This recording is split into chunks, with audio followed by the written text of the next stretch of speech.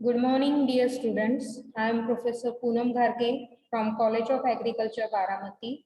Today, I am going to discuss with you another exercise from your course, that is physical purity test.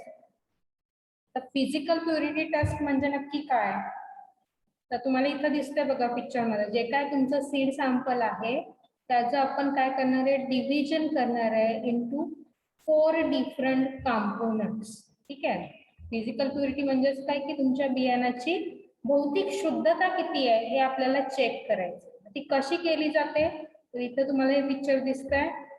जे काय seed sample seed testing लॅबला मिळालेलं आहे त्याचं काय केलं जातं, डिव्हिजन केली जाते 4 कंपोनेंट मध्ये. त्याच्यामध्ये काय आहे तर प्युअर सीड आहे, अदर क्रॉप सीड आहे, वीड सीड आहे आणि इनर्ट मॅटर. तर अशा 4 कंपोनेंट मध्ये काय करणार आहे आपण तुमच्या बियाण्याच्या सॅम्पलचं वर्गीकरण करणार आहे. ठीक आहे.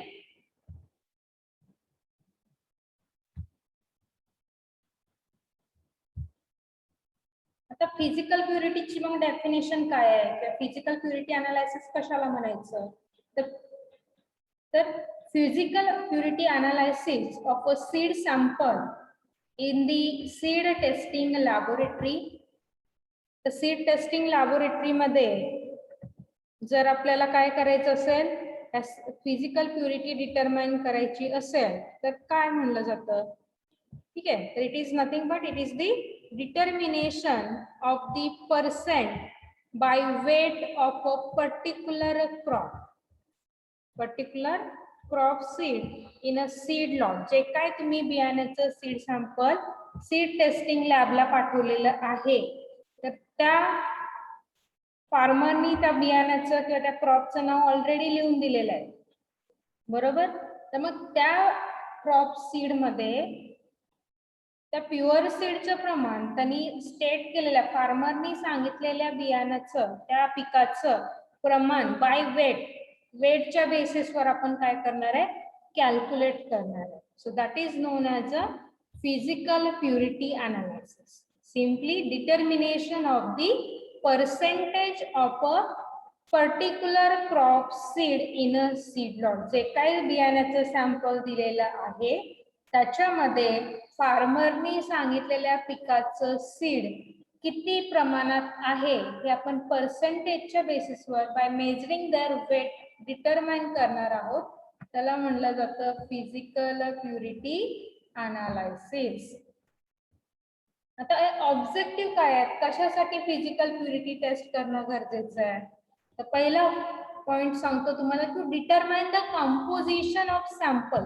तुम्हाला जे सॅम्पल तयार झालेले किंवा तुम्ही जे काही बियाणं तयार केलेलं आहे तर त्या बियाण्याचं कंपोजिशन कसं आहे, त्याच्यामध्ये कोणते कोणते घटक आहेत हे आपल्याला याद्वारे कळू शकतो. ठीक आहे. To determine the composition of sample by dividing each sample into 4 component.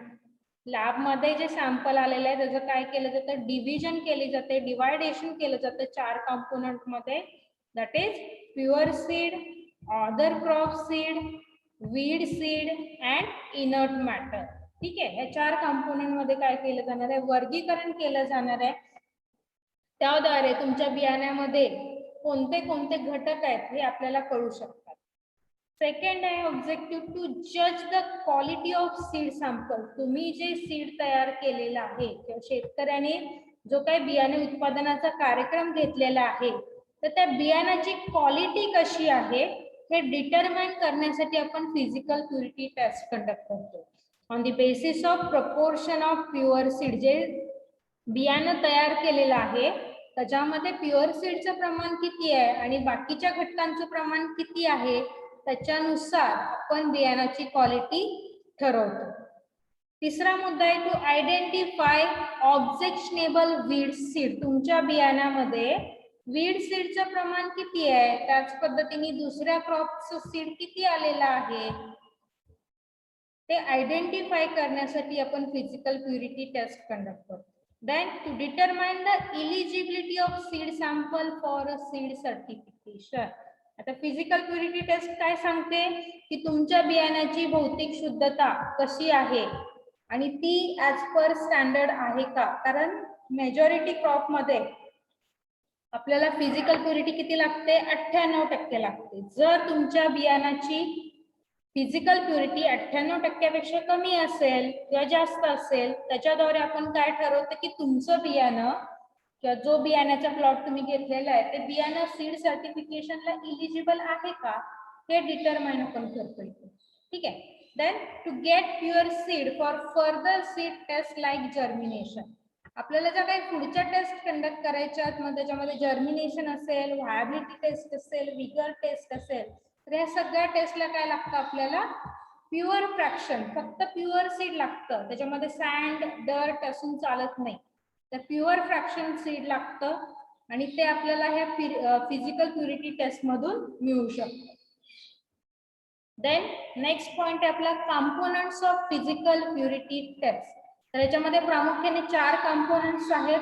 आणि आपण आपलं जे सॅम्पल आहे ते 4 कंपोनेंट मध्ये 4 भागात काय करतो, विभागतो. ठीक आहे. मग त्याच्यामध्ये आहे pure seed, other crop seed, weed seed आणि इनर्ट मॅटर. तर प्युअर सीड कशाला म्हणायचं, बऱ्याचदा डेफिनेशन विचारली जाते आपल्याला. तर प्युअर सीड म्हणजे काय, it is the seed of a kind or species which is stated by the sender. ज्यांनी हे सॅम्पल पाठवलेलं आहे त्यांनी त्या काय केलेलं असतं, त्या बॅगवर किंवा त्या लेबलवर जे काय लावलेलं असेल त्याच्यावर त्यांनी ऑलरेडी लिहून दिलेलं असणार आहे की हे कोणत्या पिकाचं कुठल्या व्हरायटीचं सीड आहे. मग प्युअर सीड कशाला म्हणायचं, it is the seed which और kind or species that is stated by the sender. ज्यांनी सॅम्पल पाठवलेलं आहे त्यांनी त्याचं लेबलिंग करून ऑलरेडी पाठवलेलं आहे. किंवा नसेल पाठवलं तर फाउंड टू बी डॉमिनंट, जे सीड तुमच्या सीड सॅम्पल मध्ये जास्त प्रमाणात डॉमिनंट फॉर्म मध्ये आढळतंय, that is called as a pure seed. ठीक आहे. मग याच्यामध्ये काय येतं, तर it includes all botanical varieties and varieties of that kind or species. मग याच्यामध्ये इमॅच्युअर सीड आपण इन्क्लूड करणार आहे, अंडर साइज्ड श्रीवर्ल्ड असेल, डिसीज इन्फेक्टेड असेल किंवा जर्मिनेट सीड असेल तरी सुद्धा आपण त्या पिकाचं जर ते सीड असेल तर प्युअर सीड मध्ये ते आपण काउंट करणार आहे. They can be definitely identified as that species provided that काय की तुम्ही ते आयडेंटिफाय करू शकणं गरजेचं आहे की ते सीड जे मग इमॅच्युअर असेल, त्याची साईज प्रॉपर डेव्हलप झाली नसेल, श्रिवलिंग झालं असेल, डिसीज इन्फेक्टेड असेल किंवा जर्मिनेट झालेलं असेल, तर असं सगळं सीड आपण प्युअर सीड फ्रॅक्शन मध्ये कन्सिडर करतो unless it is transformed into visible fungal sclerotia किंवा स्मड बॉल. जर कानीमध्ये किंवा बॉल्स मध्ये जर त्या सीडचं रूपांतर झालं असेल तर मात्र ते सीड आपण प्युअर सीड मध्ये पकडत नाही. ठीक आहे. Pure seed also include intact seed unit. आता काही वेळेस काय होतं की आपल्याला जे सीड आहे ते ग्लूम मध्ये पॅक असलं म्हणजे त्यातून ते सेपरेट झालेलं नसतं, आपण त्याला म्हणतो भोंड आली, तर ती भोंड सुद्धा आपण काय करतो इथं प्युअर सीड फ्रॅक्शन मध्ये कन्सिडर करतो. ठीक आहे.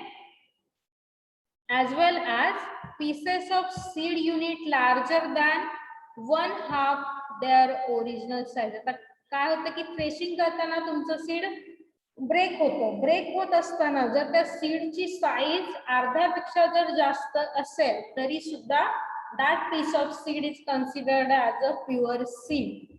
Then दुसरी कॅटेगरी आपली other crop seed. So other crop seed shall include seed units of any plant species other than of pure seed grown as a crop. Then multiple structure, capsules, pods, etc. Then the seeds, if it is a pods, then we have to open that pods and we have to take out the seed. Then non-seed material, etc. that will be placed under inert matter category. So same like pure seed, फक्त काय की pure seed सोडून, dominant seed सोडून दुसऱ्या पिकाचं जर seed असेल तर that will be considered as a other crop seed.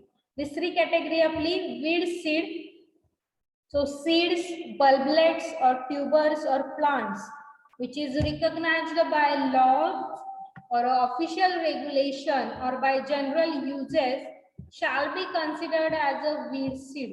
जे काही लॉनी किंवा ऑफिशियल रेग्युलेशननी ज्या पिकांना किंवा ज्या पेसीसला वीड म्हणून नॉमिनेट केलेलं आहे, मग अशा जर पेसीसचे आपल्याकडे सीड असेल, त्याचे बल्ब्स असतील किंवा ट्यूबर्स असतील, if it is present in your seed sample, that will be called as a weed seed. Okay. Then fourth component is inert matter. आता inert matter मध्ये काय येतं मग?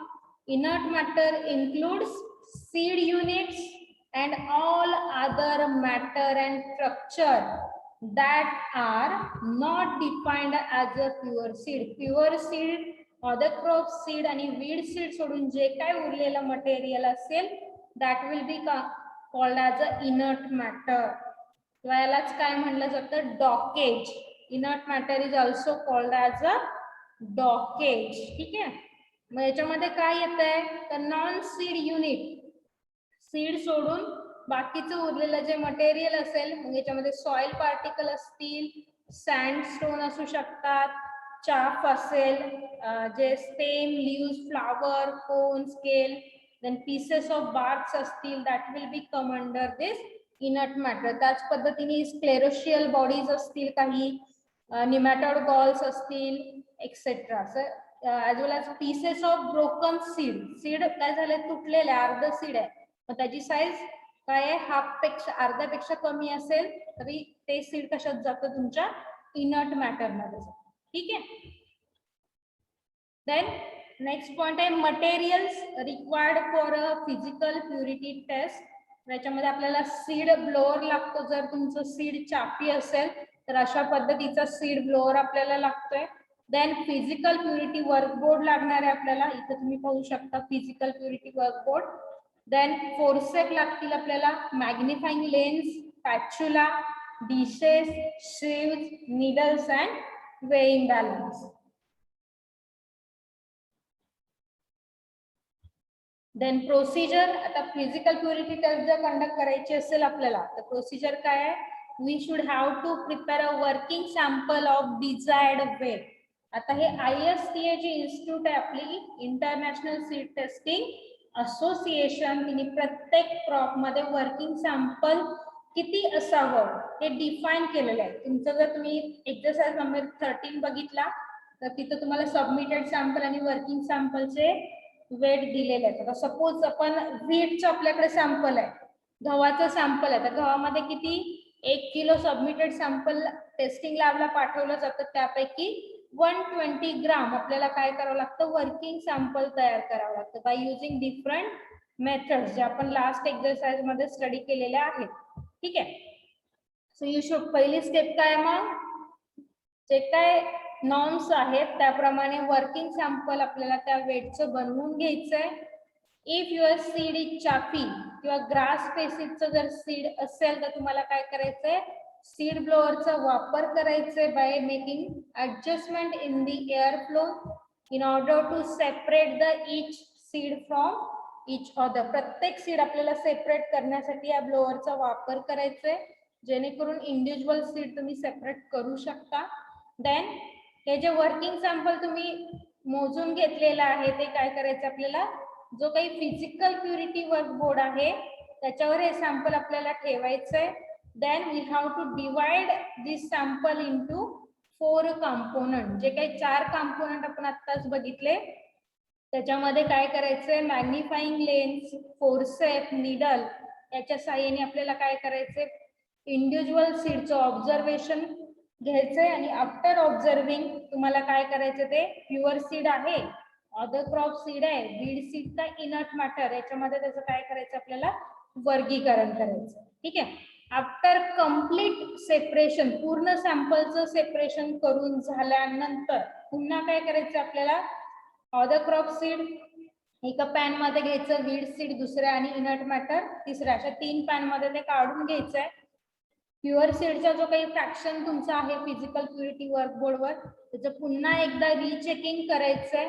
आणि आफ्टर रीचेकिंग आपल्याला काय करायचंय, प्रत्येक कॉम्पोनंटचं वजन घ्यायचं. We should have to weigh each component, that is pure seed, other crop seed, weed seed and inert matter in grams. grams मध्ये आपल्याला काय करायचं ते सॅम्पल मोजायचे to the number of decimal places shown below. आता वजन घेताना पण कशा पद्धतीने घ्यायचंय, that is again depend upon your weight of or size of your working sample. Working सॅम्पलची साईज किती आहे त्याच्यानुसार तुम्हाला काय करायचंय, प्रत्येक सॅम्पलचं वजन घ्यायचंय.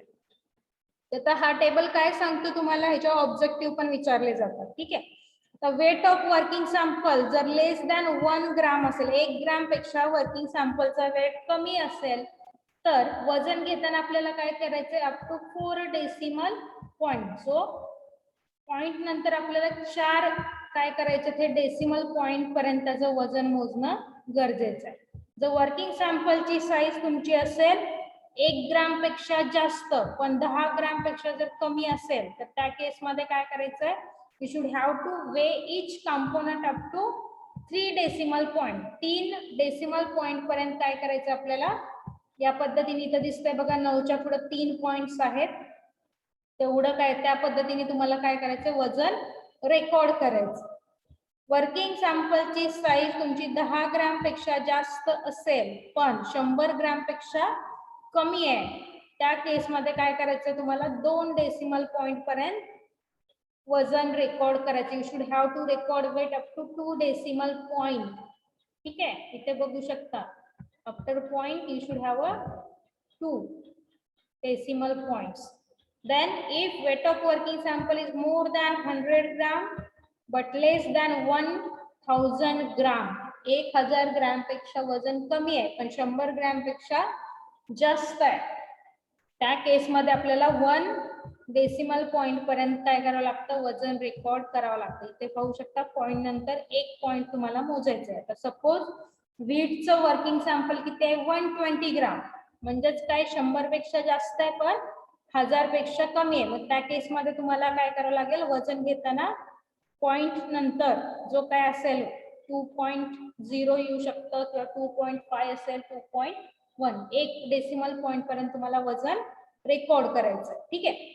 If weight of working sample is more than 1000 gram, 1000 gram पेक्षा वेट जास्त असेल, 1 किलो पेक्षा जास्त असेल, त्यावेळेस आपल्याला डेसिमल पॉइंट घ्यायची गरज नाही. You should record its weight without any decimal point. Okay.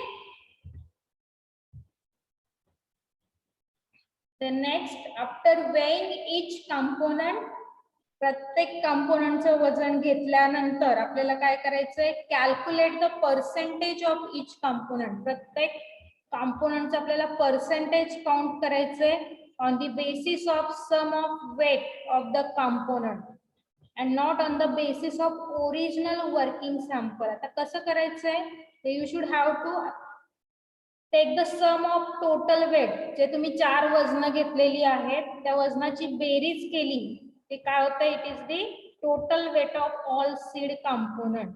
आपल्याला वेट ऑफ वर्किंग सॅम्पलनी डिवाइड करायचं नाही, आपल्याला काय करायचंय, 4 कंपोनंटचं जे तुम्ही वजन घेतलीये त्याचं बेरीज केली की काय मिळतंय तुम्हाला, total weight of all seed component. आणि मग या पद्धतीने फॉर्म्युल्यात व्हॅल्यू टाकल्या की तुम्हाला काय मिळतंय, प्युअर सीडचं फ्रॅक्शन म्हणजेच फिजिकल प्युरिटी पर्सेंटेज. आता फिजिकल प्युरिटी पर्सेंटेज कसं काढणार, तर weight of pure seed divided by weight total weight of all seed component into 100.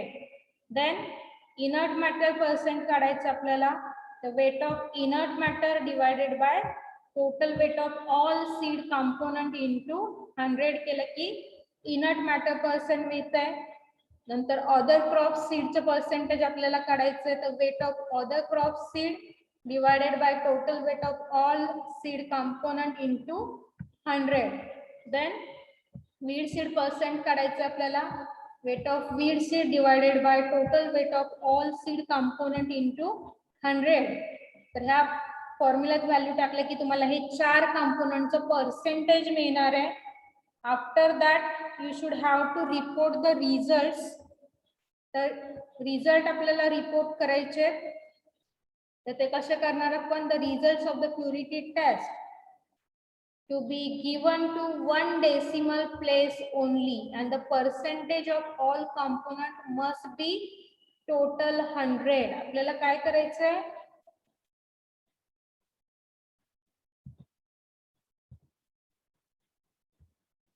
ठीक आहे. Then if the result for a component is nil, एखाद्याचं काय होतं की एखादा कंपोनेंट 0 आला, 0%, तर आपण काय करतो? आपल्याला सवय असते की नील लिहायची. तर नील न लिहिता आपल्याला काय करायचंय? This must be shown as a 0.0% in the appropriate page of the report form. जो काही रिपोर्टिंगचा फॉर्म असेल त्याच्यामध्ये नील न लिहिता त्या कंपोनेंटचं काय करायचं आपल्याला? We should have to write 0.0%. Then the report should also include the kind of inert matter and the Latin names of the crop seed. तुम्हाला जे काही crop seed, other crop seed सापडलेले आहेत किंवा वीड सीड सापडलेले आहेत sample मध्ये, त्यांचं आपल्याला काय नाव लिहिणं गरजेचं आहे. तर त्यांचे जे काही बॉटॅनिकल नेम्स असतील तर ते रिपोर्ट मध्ये लिहिणं गरजेचं आहे. ठीक आहे. Then result of physical purity test. तर रिझल्ट आपल्याला कशा पद्धतीने लिहायचा आहे? तर पहिला आहे की पर्सेंटेज ऑफ प्युअर सीड. ठीक आहे. प्युअर सीडचं पर्सेंटेज आपण इथं लिहिणार आहोत जे काय आलं असेल ते. Then percentage of other crop seed, तर इथं पर्सेंटेज लिहायचंय आणि स्पेसिफाय मध्ये काय लिहायचं की कुठल्या क्रॉपचे सीड्स आहेत, तर त्याचं कॉमन नेम आणि बॉटॅनिकल नेम इथं लिहिणं अपेक्षित आहे. Then percentage of weed seed, तर इथं जे काय आलं असेल पर्सेंटेज ते नमूद करायचंय आणि स्पेसिफाय मध्ये त्या वीड सीडचं कॉमन नेम आणि त्याचं botanical name. Then total 2.1 plus 2.2, तर याची बेरीज लिहायची आपल्याला पर्सेंटेजची. Then percentage of inert matter इथं लिहायचंय. Then percentage of other material, म्हणजेच काय आलं की अदर क्रॉप सीडचं पर्सेंटेज प्लस वीड सीडचं पर्सेंटेज प्लस इनर्ट मॅटरचं पर्सेंटेज, तो आकडा आपला इथं लिहिणार आहे. Then number of prohibited weed seed per mass, तर इथं काय लिहिणं अपेक्षित आहे की ऍज पर ISTS स्टँडर्ड की किती weed seeds, number of weed seed allow आहे पर kg ऑफ सीड, तर तो आकडा इथं आपल्याला टाकायचा आहे. Then conclusion. So the given seed sample is found to be eligible / not eligible for certification because the purity percentage is dash, which is more or less than the minimum seed certification standard. तर या पद्धतीने तुम्ही conclusion लिहिणं अपेक्षित आहे. Suppose की तुमच्या seed सॅम्पलची physical purity आली 98% और 98.1, तर त्या केसमध्ये तुम्ही काय लिहिणार? The given seed sample is found to be eligible. जर 98 पेक्षा जास्त असेल किंवा 98 असेल तर तुमचं सॅम्पल काय असतं? इलिजिबल असतं for seed certification because it's purity percentage is 98 point something, जे काय असेल ते तुमचं, which is more than minimum seed certification standard. जर तुमचं क्रॉपची फिजिकल प्युरिटी 98% किंवा त्याच्यापेक्षा जास्त असेल तर त्या केसमध्ये ते सॅम्पल काय असतं? सर्टिफिकेशनला इलिजिबल असतं. जर 98% पेक्षा कमी येत असेल फिजिकल प्युरिटी तर तुमचं सॅम्पल काय असतं? सर्टिफिकेशनला इलिजिबल होत नाही आणि त्या केसमध्ये सॅम्पलला तुमच्या टॅग जे असतात तर ते टॅग सीड सर्टिफिकेशन एजन्सी कडून इश्यू केले जातात. Then errors in purity analysis. आता फिजिकल प्युरिटी अनालिसिस करत असताना काय एरर्स येऊ शकतात? तर पहिलं आहे मॉइश्चर. सो मॉइश्चरमुळे काय होऊ शकतं की ज्यावेळेस तुम्ही फिजिकल प्युरिटी अनालायसिस करत असाल तर त्यावेळेस जर तुमचं सॅम्पल जास्त कालावधी करतात तर प्युरिटी बोर्डवर राहत असेल तर काय होतं की त्याचं जे मॉइश्चर कंटेंट आहे याच्यामध्ये लॉस होऊ शकतो. जे काय मॉइश्चर आहे सीड मधलं ते काय होऊ शकतं कमी होऊ शकतं depending upon the temperature and humidity condition.